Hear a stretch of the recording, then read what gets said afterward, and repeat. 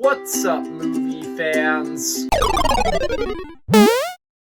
Guys, I know that at this point the DCEU ended a while ago, but I still have one more topic that I want to talk about with the DCEU before I'm done. I already ranked all of the movies and shows, I ranked all of the heroes, so now it's time to rank all 29 villains in the DCEU. Before we start, I do just want to say that for this list, I will not be including any Suicide Squad characters. I know that the Suicide Squad are technically villains who are being forced to be heroes, but I don't really think that that makes them active antagonists, so it's kind of hard to rank them next to all of these other villains, so I'm not going to be including any Suicide Squad members, just the characters in these movies who are actually active antagonists who are fighting our heroes. Starting off, number 29, the worst villain in the DCEU is going to be Sabbac from Black Adam. I find Sabbac to easily be the most generic and forgettable villain in the entire DCEU. He doesn't have any memorable lines, he doesn't have any memorable moments, and his motivation just boils down to he wants to rule the world. That's it, so yeah, there's not really a lot to talk about with him. He's just a painfully generic villain who serves as the most forgettable villain in this franchise. Number 28, Enchantress and Incubus from Suicide Squad. And they're pretty similar to Sabbac. They're just these evil, generic villains who just want to destroy the world. That's their entire motivation. That's all they want to do. So there's just not really a lot to go off of there, and there's just nothing really that interesting about them. The one thing that brings them above Sabbac is I think it's kind of interesting that Enchantress is actually inside the body of Rick Flagg's girlfriend in the movie, who I forget the name of. That's kind of interesting. It adds a little bit more urgency into the plot, so that's the one thing that pushed these villains above Sabbac. Number 27, Doomsday. Doomsday is kind of a hard character to talk about because he's fine for what he is, but I'm not really a big fan of what he is. He's just a big monster. He has no personality, no real memorable moments. He's just a monster who's there to fight and kill Superman. That's it. That's his only role. And I also have always just felt like he's kind of shoehorned into Batman v Superman, because at the point of the movie where he shows up, it kind of feels like the main conflict has already been resolved. Batman and Superman have put aside their differences, Martha has been rescued, Lex Luthor has been defeated, and then Doomsday just shows up out of nowhere, and it's always just felt kind of forced to me. So that's the other thing that kind of brought Doomsday lower on this list. Number 26, Kordax from Aquaman and the Lost Kingdom. He is another painfully generic, forgettable, world-destroying villain who doesn't have anything else interesting about him. But I do think that some of the lore with him that the movie establishes was kind of intriguing, about him being the brother of Atlan and all of the stuff that they do with that and the stuff that they explore with the Lost Kingdom. I think that that stuff is kind of interesting, so that gave him the slightest edge on this list, but he's still a very generic character. Number 25, and even though he's not the worst villain in the DCEU, he is probably the most mishandled character in the DCEU. Lex Luthor. Lex Luthor is one of the greatest, most iconic comic book villains of all time, and the DCEU just used him in such a weird way. They had the right idea. His motivation lines up with the Lex Luthor we know from the comics, with him being afraid of and hating aliens and all of that stuff. All that stuff is interesting and it lines up with the character, but Jesse Eisenberg's performance is just so weird. Instead of coming across as this, like, super evil genius mastermind, he just comes across as this really timid, awkward, weird person who doesn't feel like Lex Luthor at all. So yeah, they had the right idea for this character, but the characterization is just so disappointing to me. Number 24, another iconic comic book villain that the DCEU completely fumbled with: the Joker. The most iconic comic book villain of all time. I think that the DCEU completely ruined the Joker for a number of reasons. For one thing, they decided to make him a side villain with barely any screen time, which is just a really weird decision. For another thing, they decided to only give him one scene in the entire DCEU with Batman, and the Joker's interactions with Batman are what make him interesting. So that was a really weird decision.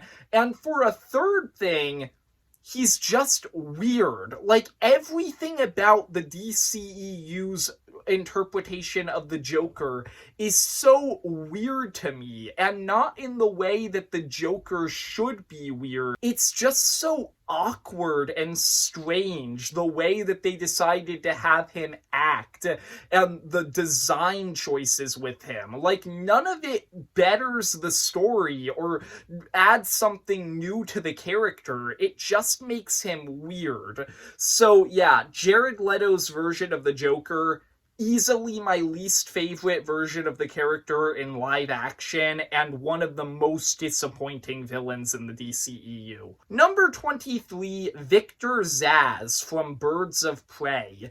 I think that Victor Zsasz is a very underrated Batman villain. He's not really one of the greatest Batman villains or anything, but I think that in the stuff I've seen him in, he is a really creepy and disturbing character. Birds of Prey managed to capture that really well. I did find him to be sufficiently creepy and disturbing in the time that he had, especially in that last scene that you get with him where he's like taunting Harley Quinn and threatening to kill her. But I feel like they only really scratched the surface of how creepy he can be, since he's only in one movie and he's not really in it for that long. Number 22, the 7 Deadly Sins from Shazam.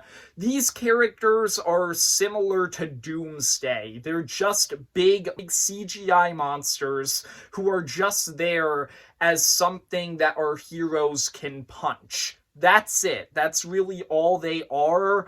But I think the 7 Deadly Sins have a little bit more of an interesting element to them, since they are a large part of the reason that Savannah is evil, and they're actually manipulating him throughout the story. I think that that's a little interesting element that was thrown in there that made the 7 Deadly Sins a little bit better, and it brought them up a little bit on the list. Number 21, Dr. Poison and General Ludendorff from Wonder Woman. I decided to group these two characters together because I don't really have enough to say about them on their own. I'm kind of conflicted on how I feel about these two characters, because on the one hand, Wonder Woman is one of the most grounded movies in the DCEU. I know that that sounds really weird since it's about a character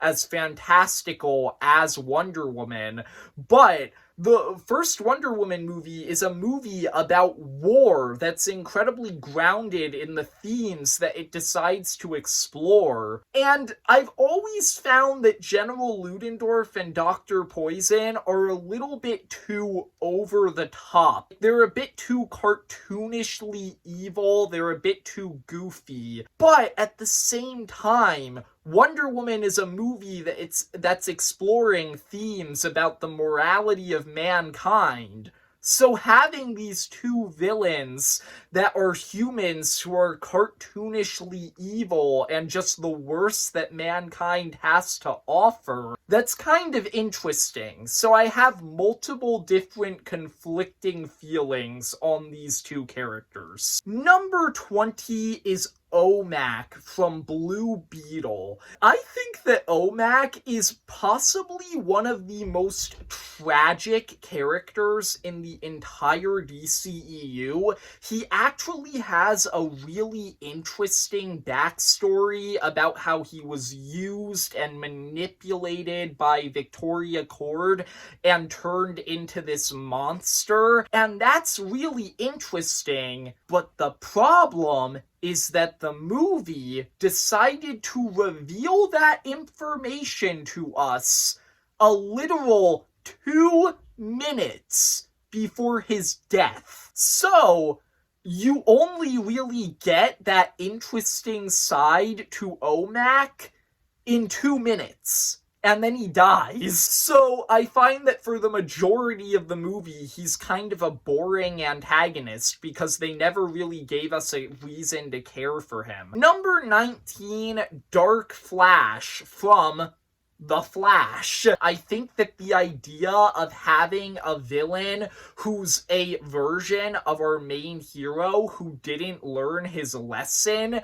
that's a really interesting idea, and I think that what they do with it is decently compelling. But Dark Flash has 5 minutes of screen time. So similarly to OMAC, even though he's an interesting character, I think that we get too little of him, so we can't really, see how good of a villain he could have been, because there's just not enough of him in the story. Number 18, Ares from Wonder Woman. This is a character who I want to rank higher so badly because I find him to be a really interesting villain. And I think that in a way, he also kind of connects to the main themes of Wonder Woman because he's a god who sees humanity as corrupt and he wants to wipe them out as a result. Well, Diana is a godlike being who's forming her opinion of humanity for the first time. So throwing Ares into that and having him kind of try to corrupt her and make her join his side, that's really interesting. But once again, this is another case where what they do with Ares is kind of too little too late. The character who is Ares, who I forget what his human name was, he's only revealed to be Ares in the final third of the movie. So all of that interesting stuff with him is crammed into a final battle that is honestly kind of overstuffed to begin with. Yeah, I find it very hard to really put Ares higher on this list. Number 17, Calypso from Shazam! Fury of the Gods. Shazam! Fury of the Gods has two villains, Calypso and Hespera, and both times I've watched the movie, I've liked both of them, but I have found that Calypso is seriously overshadowed by Hespera. Hespera just has a lot more depth to her, I feel, and she's also a lot more menacing.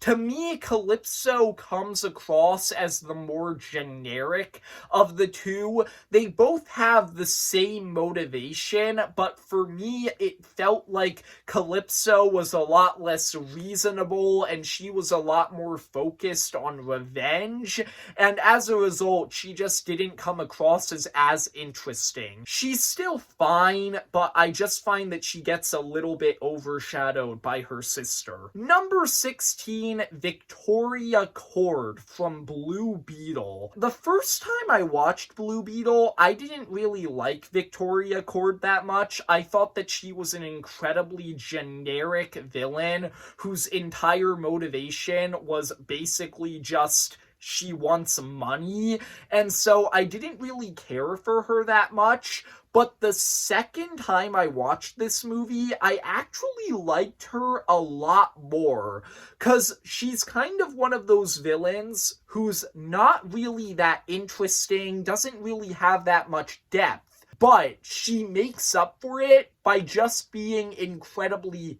hateable. Victoria Cord in this movie only cares about one thing, and she does not care about how many human lives she has to sacrifice in order to get it. And it makes her a very hateable antagonist who you want to see get defeated.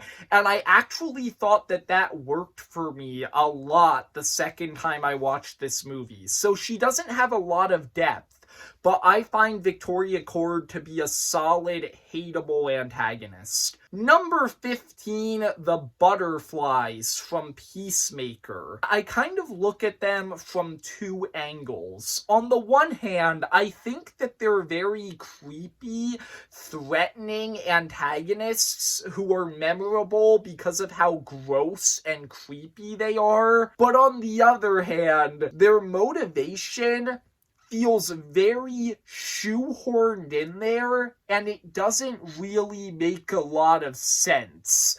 They just kind of threw in, out of nowhere, in the last episode, that the butterflies are actually trying to help humanity. They're trying to help humanity get on the right path so that they don't destroy their planet with all of the decisions that they're making. And they don't care how many humans they have to kill in the process. That doesn't make sense. Why would they be so okay with killing and taking over the bodies of so many humans if their end goal is to save humanity? It's just so weird to me. I respect what James Gunn was going for, but I just don't think that that really worked. Number 14, Maxwell Lord from Wonder Woman 1984. I think that Maxwell Lord has a great motivation. I think that it is really compelling and interesting to have this character who's been wronged and who's been underappreciated his whole life, and he just wants to be successful so that he can set an example for his son and he can provide for him. All of that's really interesting. I also think that Maxwell Lord is a very fun villain. Pedro Pascal just has a ton of fun in this role, and you can tell. But I think his plan is really, really stupid. Why the heck does wanting to be rich and successful translate to I want to brainwash and steal from the entire world's population? That is so weird, and it just doesn't really fit. So I think that they had a good start with this character. They had a good basic concept, but it just didn't really work because his motivations and his plan just don't line up. Number 13, the other villain of Wonder Woman 1984, Cheetah. And I think that Cheetah works slightly more than Maxwell Lord. I think that the entire idea of this character who, similar to Maxwell Lord, has been underappreciated their entire life, but just has this natural goodness to her.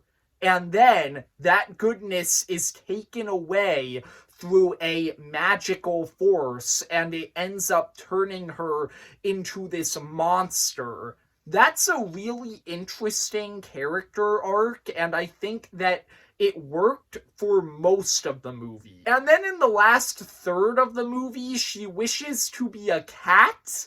And at that point, the movie just completely lost me. I know Cheetah actually looking like a cheetah is comic accurate, but the way that it happens in the movie is just so ridiculous and hard to take seriously. So I had to put her lower on the list, unfortunately. Number 12, Darkseid. This is perhaps the most depressing placement on this entire list, because Darkseid is another one of the most iconic comic book villains of all time. And you can tell if you watch Zack Snyder's Justice League that they had the right idea. They were right there. They had this character who's just the pure representation of just everything that is evil in the world.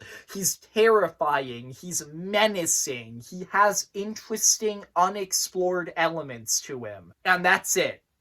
That's all we get. Because we only get one movie with him, and he's not even the main villain of it. That is just so disappointing, because I know that they could have done something really cool with this character if they had gotten more time with him. But as is, he's one of the most disappointing villains in the DCEU. Number 11, the Thinker from the Suicide Squad. Now, I find the Thinker to be a pretty fun, hateable villain. He doesn't really get a lot of depth to him, but he is just this incredibly hateable character who is a large part of the reason why Starro is angry at the human race, because he was experimenting on Starro for decades and he was killing all of these people in the process. So he's a very hateable character, and I also find him to be decently fun because he is this very sarcastic character who just plays off of the heroes in a really fun way. But I find him to be a less active antagonist in the story. He doesn't really actually fight the heroes at all. He's kind of just this manipulative mastermind. He's not actually the one who's actively trying to beat the heroes. So I think that brings him outside of the top 10. He's still a good villain, though. Number 10, Dr. Savannah from Shazam. I think that Dr. Savannah has a really interesting and tragic backstory where, as a child, he was abused and bullied by his father and brother, and then he finally got a chance to stop that when the wizard offered him the chance to become Shazam. And then he had that taken away because he wasn't worthy. And as a result, he was driven to madness from all of that. All of that is really interesting and tragic. The one thing that brings him a little bit lower in the top 10 and not as high as I would have liked to put him is just the fact that I don't really find him to be that fun of a villain. Like, he's not particularly threatening. He's not particularly fun. He's kind of one note throughout the entire movie, and that kind of kept him down on the list. He's still great. Number 9, Hespera from Shazam! Fury of the Gods. I think that Hespera actually managed to top Dr. Sivana from the first movie. And I think the main thing that stands out to me about Hespera is the fact that she is one of the most reasonable villains in the DCEU. She's actually willing to negotiate with our heroes, and she doesn't want to actively destroy them. She just wants the power that belonged to her father back from the heroes, and that puts her at conflict with them. All of that is really interesting, and it makes her a more unique villain, and I also think that she's still sufficiently menacing, even though she is a more reasonable character. So I think that there's just a lot of really interesting elements to Hespera. She's held back a little bit, though, because in the grand scheme of things, she's not the main villain of the movie. I feel like both of the Daughters of Atlas kind of hold each other down in a way, because Hespera is the more interesting character, but she's not the main villain of the movie. Calypso is the main villain of the movie, but she's the less interesting one. So the two of them kind of hold each other back from reaching their true potential. Number 8, Black Mask. And this is probably one of the villains that I have the least to say about on this list, because Black Mask is not an interesting character. He doesn't have depth. He doesn't have, like, anything that's really that compelling about him, but he is so much fun. You can tell that Ewan McGregor is having fun in this role, just kind of playing this immature man-child who throws these temper tantrums every time something doesn't go his way. And on the other hand, that also makes Black Mask kind of a scary antagonist, since he, like, has these big, huge outbursts where he just does these terrible things every time something goes wrong. So yeah, he's not the most interesting or complex villain, but I find him to be a really fun and threatening one. Number 7, Starro. Starro from the Suicide Squad is one of the most ridiculous villains I have ever seen in a comic book villain. He is a giant, massive alien starfish who creates smaller versions of himself, and those smaller versions take over people's bodies.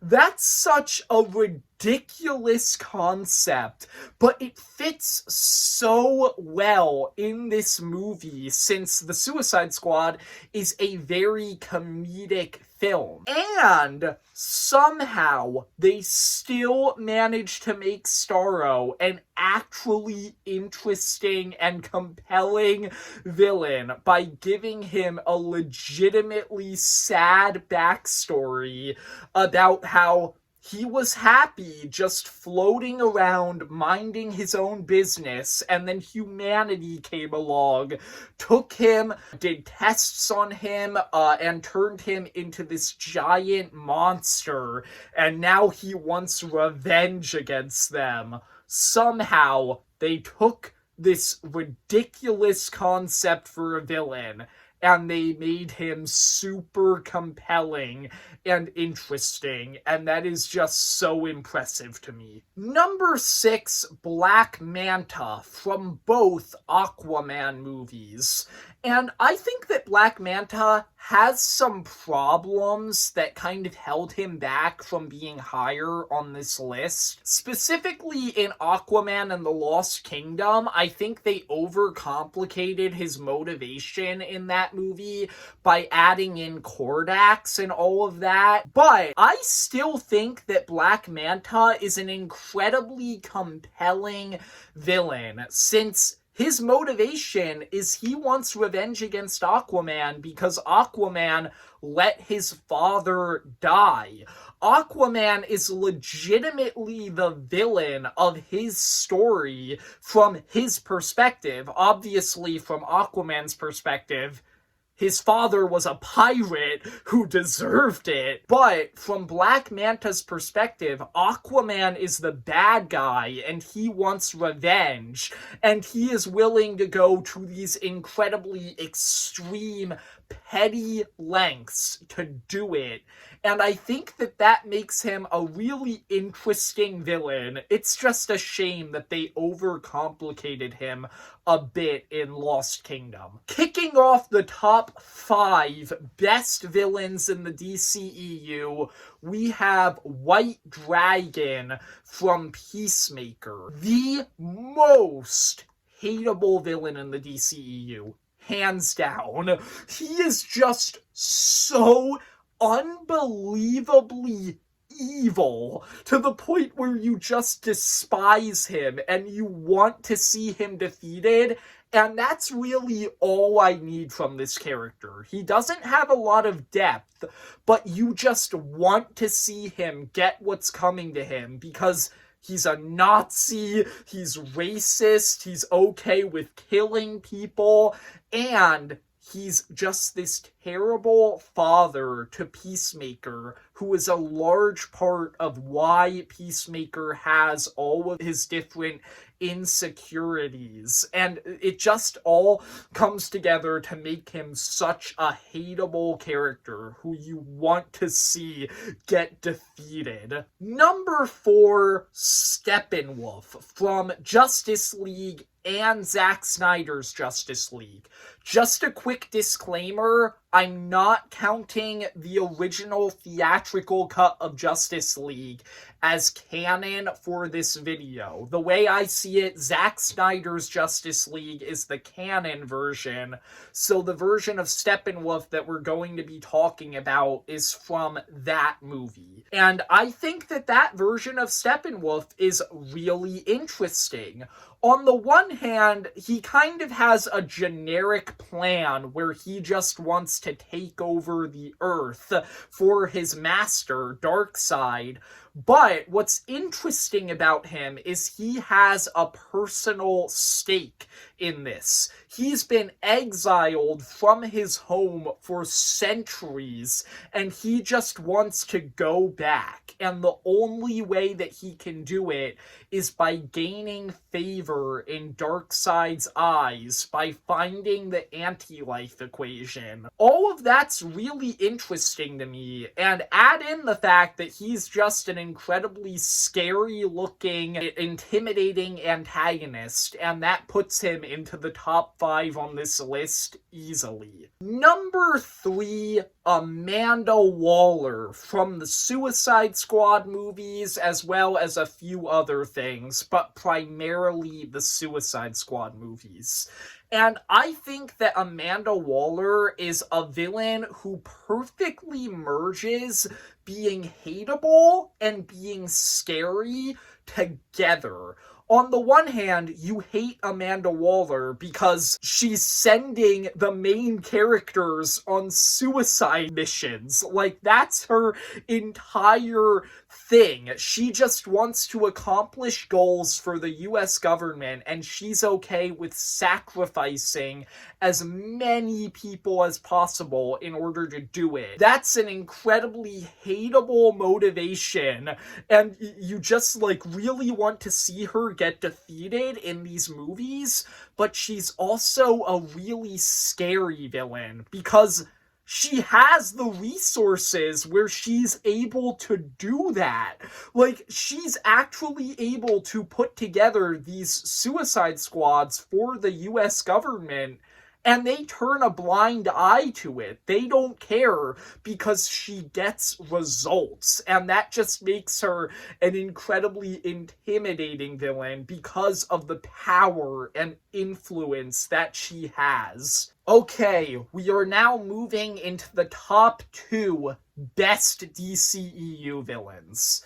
And I'm gonna be honest here, this was pretty hard. These 2 characters are incredibly close together, in my opinion, and I had a difficult time deciding between them. But ultimately, number 2 is gonna be General Zod from Man of Steel and The Flash. I think General Zod is a villain who is very menacing, very intimidating. He's willing to do whatever it takes to accomplish his goal. He's a physical threat to Superman, but he also has more experience than him, so it adds in another layer of him just being an incredibly terrifying villain. But he's also a very surprisingly sympathetic character, since in his case, he literally has no choice. He has to do what he is doing because everybody on Krypton was literally born for one purpose. And his purpose is to defend Krypton. So he will do whatever it takes to accomplish that goal. Even when Krypton is gone, he's still obsessed with finding a way to bring it back and resurrecting it. And that just makes him an incredibly compelling villain who's simultaneously just a very real threat to our hero. But number 1, the best villain in the DCEU has to be Orm from the Aquaman movies. Orm is not only the best villain in the DCEU, he's also the only villain in the DCEU who also got a spot on the heroes list. And he is both the best villain in the DCEU and a hero for the same reason. He has a redemption arc. And it's a believable redemption arc. In the first Aquaman, his goal is to wipe out humanity for 2 reasons. 1, he's angry at them for polluting the ocean. And 2, the more important reason, he blames humanity for the death of his mother. Both of those things cause him to hate humanity and want revenge against them. But at the end of the movie, you have this moment that I've always found to be really powerful, where he finds out that his mother is still alive. And he just gives this look to Arthur, where you can just see in that moment that all of the hate he's had for humanity throughout the movie is gone. And in Aquaman 2, they continue from the natural place. What happens after that? He actually realizes that he was in the wrong, and he actually ends up growing to respect Arthur. He's able to learn some stuff about humanity from Arthur, and he has this very believable redemption arc where he actually becomes this honorable warrior. For me, all of that managed to push Orm to being the best, most well thought out, most well developed villain in the entire DCEU. I hope you enjoyed the video. If you did, leave a like and subscribe. Comment down below who's your favorite villain in the DCEU. And I guess this is the last time I'm going to be talking about the DCEU for a while. So my final words to the DCEU DCEU, I didn't really like you that much.